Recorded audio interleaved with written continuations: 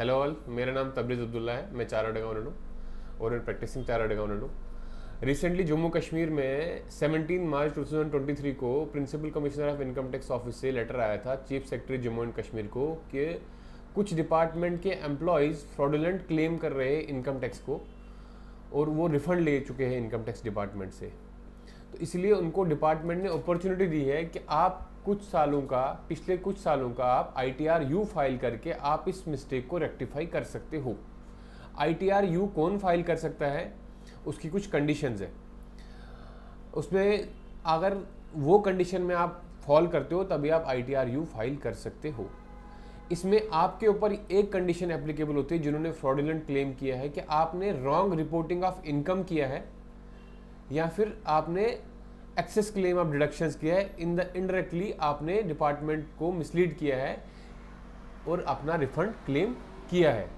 आपको अब क्या करना है, आपको ITR-U फाइल करना है। आप अपने नियरेस्ट CA के पास जाओ, ITR-U फाइल करो।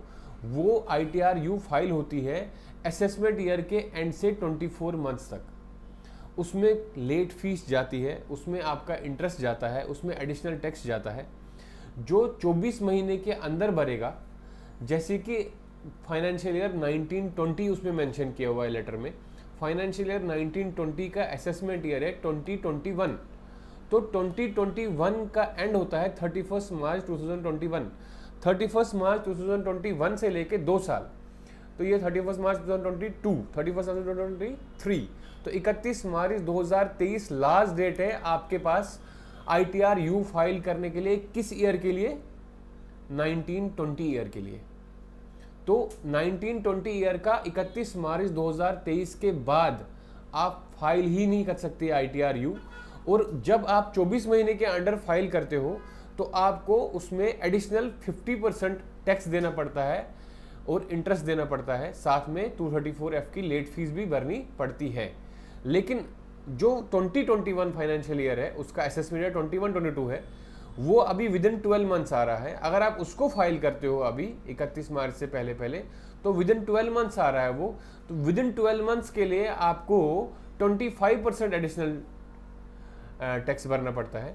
तो जो 1920, 2021 और 21-22 का भी फाइल करेगा उसको 1920 का टैक्स जितना उसने फ्रॉडुलेंट क्लेम किया हुआ है उसका वो भरना है। साथ में 25% साथ में आपको 50% एडिशनल टैक्स भरना है, इंटरेस्ट पे और टैक्स पे, और साथ में आपको लेट फीस भरना है। प्लस जो नेक्स्ट 2 ईयर्स है आपके 2021 और 21-22, उनको आपने टैक्स तो भरना ही है, साथ में एडिशनल 25% भरना है और विद इंटरेस्ट भरना है, साथ में आपको लेट फी भी भरना है। अगर आप ये नहीं भरोगे तो बहुत सारे एम्प्लॉयज़ आज बोल रहे हैं कि हमारे जिन्होंने भरा हुआ है वो बोल रहे हैं आपका तो जेन्युइन रिफंड है। ऐसा कुछ नहीं होता है। जेन्युइन रिफंड सिर्फ और सिर्फ उसका होता है जो जेन्युइनली सब फाइल करे। जैसे कि एग्जांपल कोई डिपार्टमेंट ने कुछ चीज़ उसका एक्सेप्ट नहीं किया, या हाउसिंग लोन का एग्जांपल है, हाउसिंग लोन का डिडक्शन उसने डिपार्टमेंट को नहीं दिया, एम्प्लॉयर को नहीं दिया, बाद में वो कंसल्टेंट के पास गया, कंसल्टेंट ने उसका हाउसिंग लोन देखा और फाइल किया। जिसका जेन्युइन रिफंड है वो जेन्युइन, उसको कोई दिक्कत ही नहीं, उसको ITR-U फाइल करने का टेंशन ही नहीं है। बट जिसका जेन्युइन रिफंड नहीं है, जिसने फ्रॉडुलेंट डिडक्शंस क्लेम किए हुए हैं, उसको ITR-U भरना चाहिए। सपोज आप ITR-U फाइल नहीं करते हो, बताओ क्या होगा? ITR-U फाइल नहीं करने के बाद आपके साथ क्या होगा? डिपार्टमेंट के पास पावर होती है कि वो नोटिस भेजे आपको 6 ईयर्स तक। रिसेंटली असेसमेंट ईयर 21-22 से ये 3 ईयर्स हो चुका है, लेकिन आपका असेसमेंट ईयर उसमें 20-21 भी आ रहा है, तो उसका टाइम पीरियड है 6 ईयर्स। तो असेसमेंट ईयर 21-22 का टाइम पीरियड है 3 ईयर्स, तो अभी भी टाइम है, अगले साल के लिए टाइम है।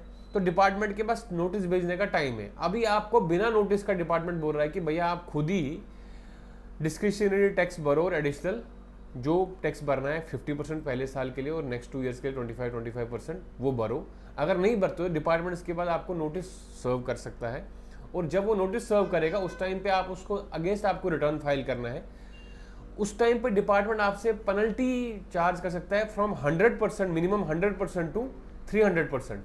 तो सोचो उस टाइम पे जो अभी आप सपोज आपने 1 लाख रुपए रिफंड मंगाया था, 1,19,20 फाइनेंशियल ईयर का रिफंड मंगाया था, उसका आपको अभी अगर ITR-U फाइल करते हो तो आपको भरना है 1 lakh plus 50%, that is around 1.5 lakh plus जो भी थोड़ा बहुत इंटरेस्ट रहेगा।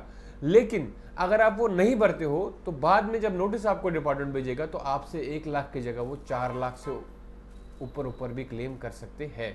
तो अभी आपको डिसीजन लेना है, आपको 1.5 लाख भरना है या 4 लाख भरना है। और नेक्स्ट ईयर के लिए क्या कैलकुलेशन है, 1 लाख की जगह 1,25,000 भरना है, उसके नेक्स्ट ईयर के लिए भी 1 लाख की जगह 1,25,000 भरना है, प्लस इंटरेस्ट भरना है, प्लस थोड़ी सी लेट फीस भरनी है। लेकिन अगर आप नहीं भरोगे उसका भी तो आपका उसको नेक्स्ट ब्रैकेट में आ जाओगे, क्योंकि उसके जो 12 महीने हैं नेक्स्ट ईयर के वो खत्म हो जाएंगे, उसके हो जाएंगे वो 24 महीने वाले में स्टार्ट हो जाएगा। तो आपको फिर 20-21 जो फाइनेंशियल ईयर है उसका आपका असेसमेंट ईयर है 21-22, तो 21-22 के असेसमेंट ईयर से 12 महीने तक आपको उसका 25% भरना है। लेकिन आप 31 मार्च 23 तक अगर आप उसको भी नहीं भरोगे तो आपका उसको भी कन्वर्ट हो जाएगा 50% में। तो समझ लो आपको ये सारे के सारे साल एक साथ निपटाने हैं, कम से कम 19-20 फाइनेंशियल ईयर और 20-21 फाइनेंशियल ईयर तो आपको एक साथ भरना चाहिए। एक में आपको 50% भरना है एडिशनल, एक में आपको 25% भरना है एडिशनल। अगर आप ये नहीं भरोगे तो आपको कॉन्सिक्वेंसेस पता है। Thank you very much.